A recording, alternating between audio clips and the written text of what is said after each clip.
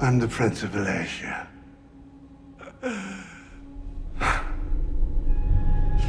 Some call me the Dark One. Others, the Lord of Death.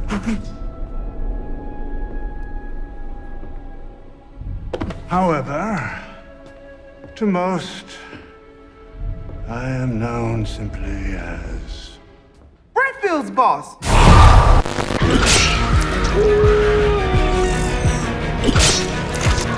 What's the good news? As a matter of fact, that was. No more room in hell. The dead will walk here. What's up, horror fiends? It's your boy Ricky Grimes back at you with another episode of Three Corners of Horror. I'm here with my boy Joe the Psychologist. What's up, kid? How are you?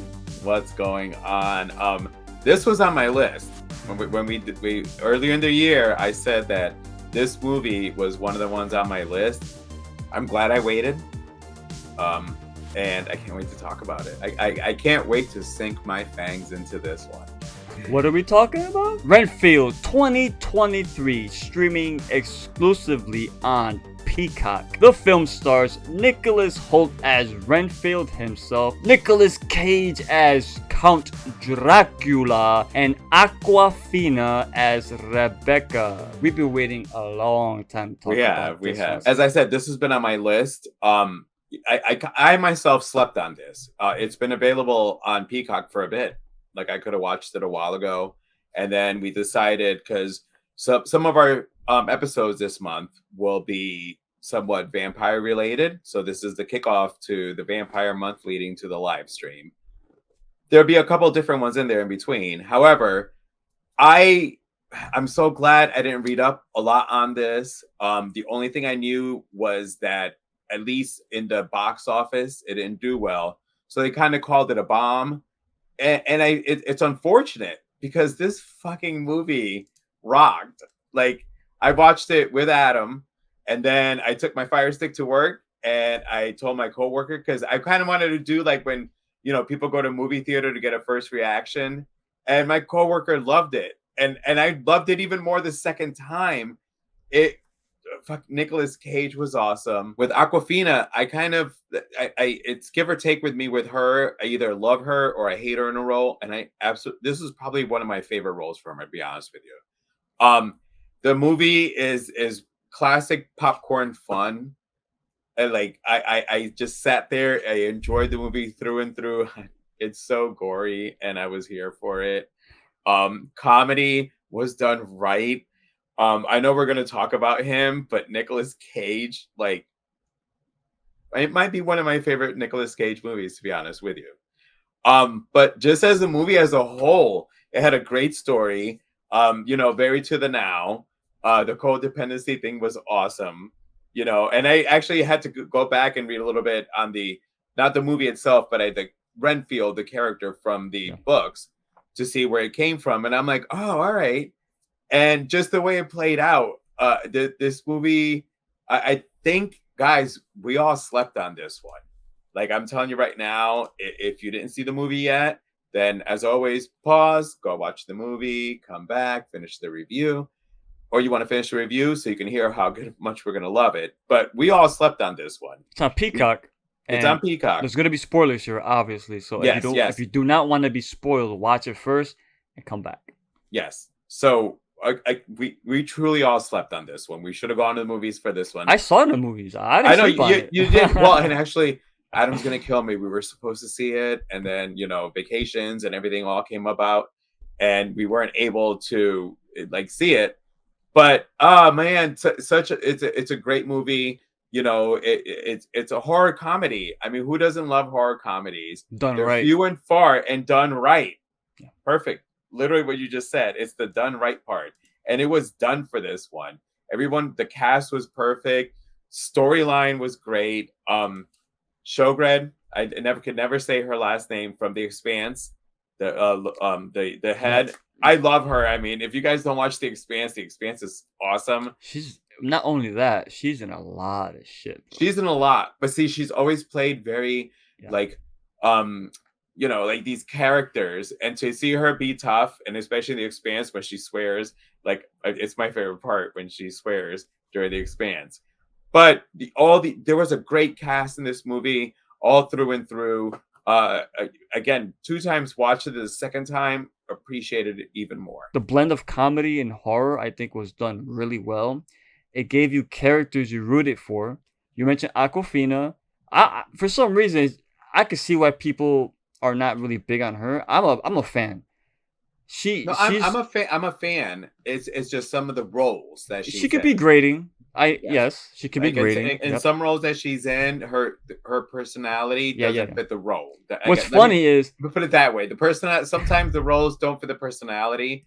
In the roles that she's in that fit her personality, she's great. She's great. She was great. She's done some serious stuff. In Shang-Chi, she was great. I loved her in Yes. Shang-Chi as Katie. Yes.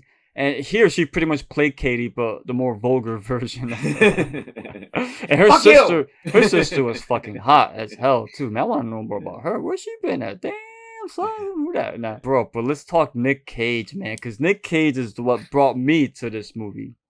You know what I mean? Nicholas Holt's great. I'm becoming a big fan of him more now. Me too. Than when he was younger. He was great in The Menu, bro. He was fucking outstanding in that film, and I was so good here.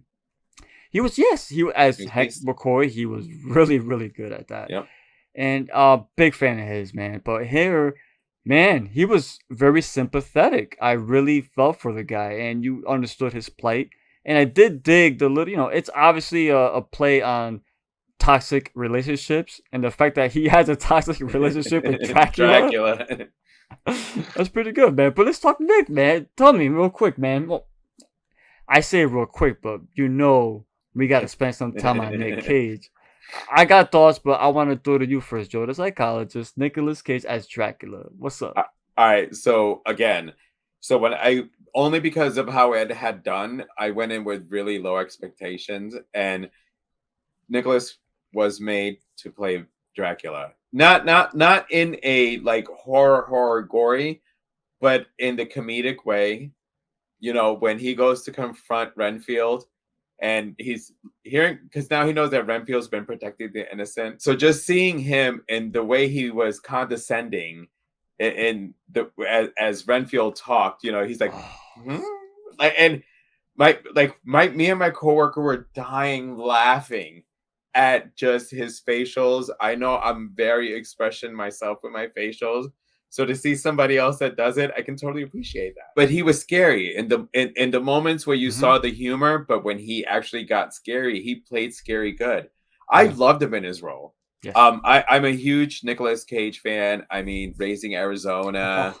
I am. Yeah, I go back. Thank you for that. Thank you. Oh, dude, Raising Arizona is up there. So honestly, if you claim to be a Nick Cage fan and you don't mention Raising Arizona, then you ain't a Nick Cage fan. 'Cause that film there, bro, that's what got me into Nicolas Cage. Well, see, that one is my number 2, Nicolas Cage. My number 1 is Moonstruck. I'm sorry, guys. I know I'm horror, but I love good romantic stuff. And Cher and Nicolas Cage and Moonstruck is an awesome fucking movie. It's a great movie to watch, like when you're just home, not doing anything on a rainy day. But anyway, that is my number 1. My number 2 is Raising Arizona. But he was so great in this movie. He carried the role. He is one of those people, unfortunately, because of his master of the way he can move his face around. Yeah. Sometimes it could be too much for a role, and then there's times it's perfect, and this was perfect. Yeah, it's literally was so perfect for him, and it's when he was all bombastic, because he's Dracula, and just the way he carried himself, I'm like, he modeled his mannerisms after Christopher Lee's Dracula. Nice, that's a good throwback. Mm-hmm. I mean, I loved him in this role. Oh yeah. In the moments he was vicious, he was fucking vicious. We'll talk about that soon, but yeah, I highly. This is probably for right now. I have to go back and think all my other movies, but I named my number 1 and my number 2. This might be my number 3 of Nicolas Cage. Again, I have to go back and watch some other ones, but because I like people who can play different. So if you notice all the ones you named, they're all different type of roles. Yeah.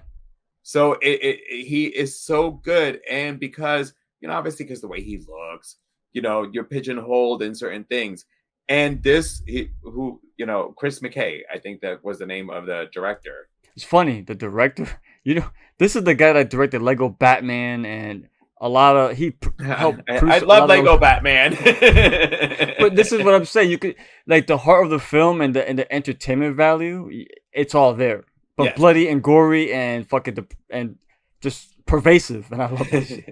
When he started gaslighting, because that's everybody's, because that's what happened when he started turning it around on Renfield. Oh no, it was you. And this just in that scene, like he was trying to be funny, but he was frightening. Yes, because he was like you can see like now that you mention that the Dracula that he tried to portray, because you can see in the points where, especially with the eye parts, those were the points where he was trying to convey to Renfield, I care for you, and then when you don't have the eyes, you're seeing his mouth, you saw the fear, like how scary he can be. Yeah, dude, I was all here for Nicolas Cage as Dracula. One thing I want to bring up, I mentioned that he based his mannerisms off of Christopher Lee, but he looked a lot like Hammer film Bela Lugosi as far as the hairstyle, just his facial structure, everything. So, but that's what I'm saying. Some of the faces he did, he's like, I'm like, that's like Bela Lugosi. And like I love the fact that you said he could be charming, comedic, witty, but then he could be scary. Yep. Just like that, man. Yep. The scene when Renfield goes to his studio apartment and he finds Dracula waiting for him, and Dracula says, "Come in, close the door behind you." I'm like, "Oh man, this is not going to be good, bro." Well, what? Wait, why do you think that? Did you notice why Dracula was in there? The welcome mat said, "Welcome." Yep. And he was invited in the group meeting when the guy said, "Hey, come in." The welcome mat. That's why when Renfield looked down, he went, "Oh shit." Yeah, he fucked up on that. Yeah. Yeah. Oh man, good stuff. Yeah, but Nicolas Cage in this movie, man, I think it needs to be seen by more people. Like you mentioned, it kind of bombed on the box office. I don't recall what came out around that time. There was something else that came out that was pretty big. Yeah, but I think it detracted people from you. When you hear a movie bombs, you're like, well, I'm not gonna go. Yeah, I think now it's on Peacock. I think more people are gonna be right now exposed to it. Yeah. Oh yeah. Well, when I saw this movie, I knew you would like this movie, bro. I told you when I got back, like, bro, we got to cover this film. But you and GR never got a chance to see it, so I was like, okay. But now I get it's streaming. Boom, here we are. Here we are. But one thing that really stood out about this movie, and I mentioned it before, was the fucking graphic violence in this movie. It's so over the top and great. Like, please indulge Ricky Grimes, Joe the Psychologist, bro. All right, so like you mentioned Mortal Kombat. This was important. When Renfield pulled the guy's arms out, I went in my head, fatality. Like it was a fatality. They had an X-ray. If you played the current Mortal Kombat games, there's special moves that are called X-rays. They're moves that fuck you up, and it's displayed to you as the player through an X-ray. So if you punch somebody, you see the punch and you see the bones all crack, your teeth cracking and everything. And this one, I believe it was Lobo. Is the Lobo. Schwartz, the actor. What's his name? Ben Schwartz is the actor. Ben Schwartz. Yeah. What's his? Lobo was the last name. Oh god, I got it here. We're not always prepared. This is Three Corners of Horror. We run this shit on the fly. Yeah, Teddy Lobo. So Teddy Lobo, when he was killed, it was done through like via X-ray. That was awesome. And I was like, holy shit, that looks straight out of Mortal Kombat. So cool. Yeah, dude, I dug that. Oh yeah, I mean, I wasn't expecting how gory it was going to be, and then when it got gory, I fucking loved it. like especially like as Aqua. What would you say her name? Rebecca. Rebecca goes, "Did you just slice a guy's arms with a serving plate?" When I saw that scene, I went, "Yes, it is gonna be fucking bloody. It's gonna be bloody." And I know now. I've critiqued other movies where they're a little over the top bloody, but this was a horror comedy. Bro, from the very beginning, this movie was bloody, bro. It was When he fucked up those priests. But this was a horror comedy. Yeah. So because it's a horror comedy, I expect Sam Raimi like the bloodiness because it's a horror comedy. Dude, when he went into that priest's mouth. And then blew him up. That's a Mortal Kombat fatality. There's a fatality that is exactly that. Oh, when he did that, and then Renfield goes, "Ooh, I wasn't expecting that." How about the scene when the guy throws a bag of coke and hits that cop in the face? He's like, cocaine! Well, and right before that was when he was fat. What was Apache Joe? Which Teddy said was racist. Yeah, Apache Joe, yeah. And when he punched him and the head goes flying, so actually it was that scene, not the other one, because the other one came after. It was the head scene that kind of let me know this was going to be a blood fest. Before we get to the end, what did you think of Renfield, his ability to eat bugs, and it gives him brief powers? After Dracula hypnotized Renfield and then made him his familiar, he transferred the blood to him because the other people who in the movie end up getting his blood, I don't think that I didn't see them themselves do it. Yeah, Lobo did it. Lobo did do it when he snorted the centipede. Holy fuck. And I didn't notice it the first time. So the second time when I'm watching it, because I'm like, I might sit there, all of a sudden he's like, and I'm like, he just snorted this. And I went to my go ahead. Yeah. But I looked at I'm like, was that a centipede? And he's like, yeah. And but I did maybe okay. Since you're a nitpick, my nitpick would have been an explanation as to why it would have to be bugs. Yeah. So that was not given to you. That was not given to you. I think that's why it's a nitpick. Yeah. Yeah. It wasn't given to you. You just knew. The only thing that I would think about in the well, they mentioned the life force of the insects is what gives him the powers. Right, but for me, I needed more. Yeah, the way that if the tone of the movie with the codependency and the abusive is because insects are kind of considered below.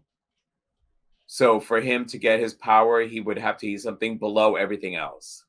So it was another way of keeping him below in his stature compared to Dracula. Yeah. One thing too is like Teddy Lobo he became Dracula's familiar, right? He ate the bugs. So did a lot of the other underlings.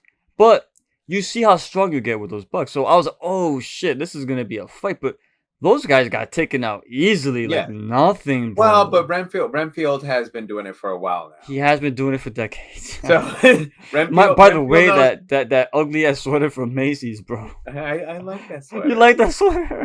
I think the joke was that it was ugly. Bro. I mean, I totally would have worn it for my ugly sweater Christmas party, but it's not an ugly sweater as far as ugly Christmas sweater. It was just like, that looked like an ugly Christmas sweater. So. But no, well, let's close it up, man. What else? Closing thoughts? Give us your information, your rating, whatever you want to do. Anything else you want to say about the film? All right, I mean, let's hit it. Like I said, for me, I absolutely love this movie. Absolutely loved it. It's funny because because I was at work when you rewatched it for the second time, and I think you had said something about like. It was better the second time around, and I hadn't started it yet, because my patients were getting up and down, so it was on pause. But anyway, the second, like you said, second time around, and not just that, I watched it with Adam, but I watched it with somebody else, and sometimes movies are really good watching it with other people. 1000%. Yes, I mean, if you watch a movie by yourself, you're going to all the negative stuff that you have nobody to bounce back your negative, so that way they can go, no, you're wrong, and make you appreciate the movie. So when I sat there with my coworker and we watched it, like and I as soon as I hit play, I'm like, dude, can I turn off the light? And he's like, go for it. So it was like just the TV. And this is a awesome fucking movie. It's not a 5, it's not up there. And I'm gonna be honest with you, it's like because I love talking to you guys to figure out my score. It was already at a 4. Like that's how much I loved it. So now it's a matter of me personally where I want to go. And I mean, because I have to remind myself sometimes that you're only rating that movie. So I love this movie so much that I would give it a 4.5 just because of the gore, the action, the characters, even the people that you were supposed to hate, you didn't hate to the point where you hated the movie. This was a perfectly cast, perfectly acted, perfect gore. There's so much like great stuff in this one. I hate that I didn't go see it in the movie theaters because the action sequences would have been awesome. They were. I will tell you, the crowd in the theater laughed and cheered, and the crowd in my screening was awesome. People were into it, bro. I like I said, we all slept on. I admit, slept on this one. Should have gone and seen it in theaters. I love the fact that they even acknowledge, okay, we know he ain't dead. We know he's gonna come back, but it's gonna take him a very long time. So once again, what is it? A Wiccan Tumblr? Rebecca found. Yeah, a Wicca Tumblr. So incantation. They created another incantation that created another, like a protection, like portal, or it was like some kind of. It's a protection spell. It's a spell that it's like a prison essentially. Yeah. It holds Dracula. So this time they're going with shotguns, rifles, knives. I mean, what else they got? Fucking chainsaws. Fucking Rebecca, you saw Rebecca going. I'm like, damn, and the leg went up in the air. Yeah, that's pistols. What I love. Like you're just seeing like. Pretty much, they decimated this guy into like 1,000 million. No, but that doesn't make sense. 1 million pieces, and they took it into cement, and they turned it into cement cubes, and they dumped it into the sewer. That was fucking awesome. Like when I watched that, I'm like, so that's totally something I would think about. Yeah, I dug the fact that they're smart enough to know, okay, he's not dead. He's coming back, but let's make sure by the time he comes back, this is gonna be centuries from now. Very a genius way to end it, and it was very satisfying because he got fucked up, man. He did. I mean, I actually, and what did he say? I want to have one glorious week in hell. Yeah, hail Satan, or whatever he said. We have a special anniversary coming up for horror fans. It involves 2 iconic characters, and for that episode, besides obviously Rick, JR, and I, Angel and the Fourth Corner are going to be joining us. So yeah, use your Google and find out which movie is about to hit a anniversary that involves 2 horror icons. 2 of them. So we got that going on, and something about teeth.